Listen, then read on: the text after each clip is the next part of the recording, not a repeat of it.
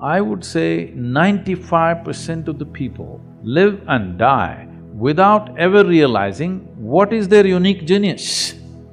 Only 2 to 5% of the people realize the genius of what they're capable of. Rest will all do something that somebody else is doing, they want to do that. They want to do that better than them.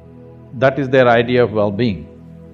When we say being, we're talking about the fundamental nature of our existence. The quality of our existence will determine the quality of our perception, and the quality of our perception will determine the quality of what we know and what we do not know. Action is a consequence of this. If you put it upside down, then it's like saying fruit, tree, root, soil. That's not how it works. Soil, root, tree and then fruit. If you put it upside down, you may pull out something forcefully, but the damage is there. Today, I'm working with a whole lot of business leaders in the world, both in India and outside. I wouldn't like to generalize this, but I would say at least 60 to 70% of them, by the time they're 45, they're seriously damaged in many ways. Either they have become emotionally stifled because of a certain type of activity, or many of them are suffering from various types of physical ailments, which is essentially, they believe, is a natural consequence of the kind of job they're doing, because you're doing things forcefully. If you do not understand the natural order of things as to how life blossoms, if you want the fruit first before the tree, obviously it involves forceful ways of doing things. When you do forceful ways of doing things, one thing may be achieved, but the rest is damaged. Most affluent societies in the world, everywhere, not just here, are going through this. They have become affluent, but the fundamental idea of seeking affluence, either in individual life or in a society or in a nation, is because it will give us a choice, fundamentally of nourishment and lifestyles. This is the reason why human beings seek affluence, so that it'll give us a whole choice of nourishment and lifestyles. Now, if you look at people's lives, these choices are not something that they're enjoying. These choices are just freaking them out. People don't know what to eat, people don't know what to do, because we have not handled the most fundamental. We want to be on the racetrack, but we don't want to build a machine for it. We just want to win. Nobody wins a race because they desire it. Who doesn't desire victory? Everybody does. But only competence wins in the end. So whether it's in a school or in a college or in a professional atmosphere, instead of tweaking our competence, we are tweaking our desire, which we call as ambition or goal-orientedness or whatever. You're tweaking your desire without tweaking your competence, or you may be tweaking your competence, but it's coming behind the desire. No, you must just tweak your competence.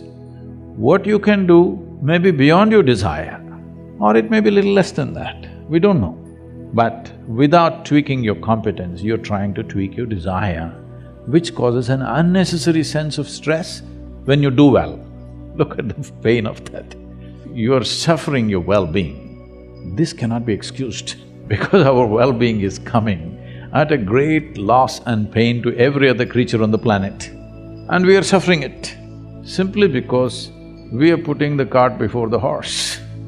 You cannot do being in the end, doing, knowing and being, no. Being first, how to be. If you don't know how to be, wherever we put you, you will suffer.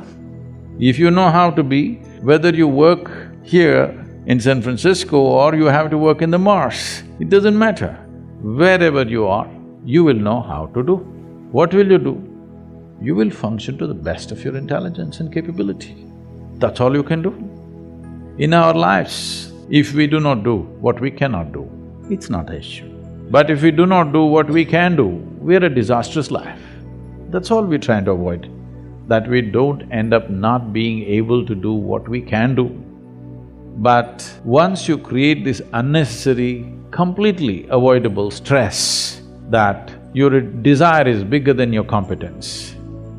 Without tweaking the competence, instead of focusing everything and tweaking the competence, we are tweaking the desire. Now you're creating a situation where there is stress.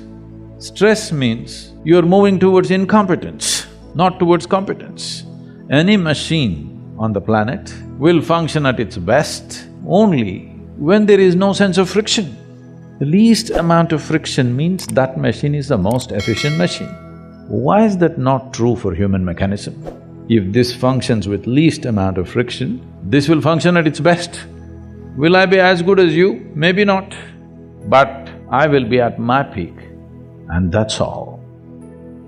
And every human being has come with a certain genius.